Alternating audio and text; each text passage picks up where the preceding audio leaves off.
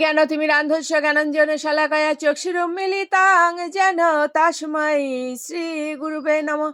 নমো বিষ্ণুপাদায় কৃষ্ণপৃষ্ঠায় ভূতলে শ্রীমতে মহানামস্বামিনীতে নমামি। বাঞ্ছাকল্পতরুভ্যশ্চ কৃপা সিন্ধুভ্যেব চ পতিতানাং পাবনেভ্যো বৈষ্ণবেভ্যো নমো নমঃ। গুরু কৃপা হি কেবলম, গুরু কৃপা হি কেবলম, গুরু কৃপা হি কেবলম। ওম শ্রী পরমাত্মনে নমঃ। ওম শ্রীমদ্ ভগবতে শ্রীগীতায় নমঃ। নারায়ণং নমস্কৃত নরং চৈব নরোত্তমঃ দেবীং সরস্বতীং ব্যাসং ততো জয়মুদীরয়েৎ।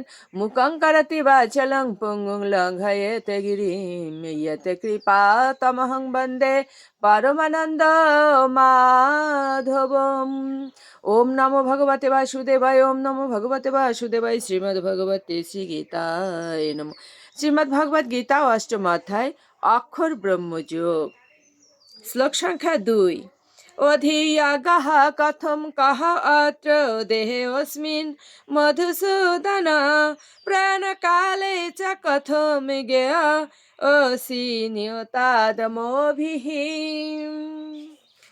অর্জুন জিজ্ঞাসা করলেন, হে মধুসূদন, এই দেহে অধিযোগ্য কে এবং এই দেহের মধ্যে তিনি কি রূপে অবস্থিত?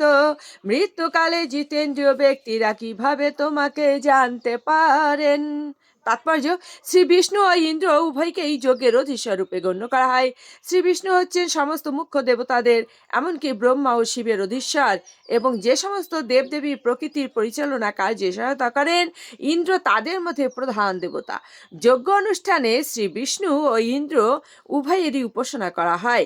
কিন্তু এখানে অর্জুন জিজ্ঞাসা করেছেন যে যজ্ঞের প্রকৃত অধীশ্বরকে এবং কিভাবে তিনি জীবের দেহে অবস্থান করেন। অর্জুন এখানে ভগবান শ্রীকৃষ্ণকে মধুসূদন নামে সম্বোধন করেছেন, কারণ শ্রীকৃষ্ণ একদা মধু নামক এক অসুরকে সংহার করেছিলেন। অর্জুন কৃষ্ণ ভাবনাময় ভগবত ভক্ত, তাই তার মনে এই সমস্ত সংশয়জনক প্রশ্নের উদয় হওয়া উচিত নয়। সুতরাং অর্জুনের মনের এই সংশয়গুলি অসুরের মতো।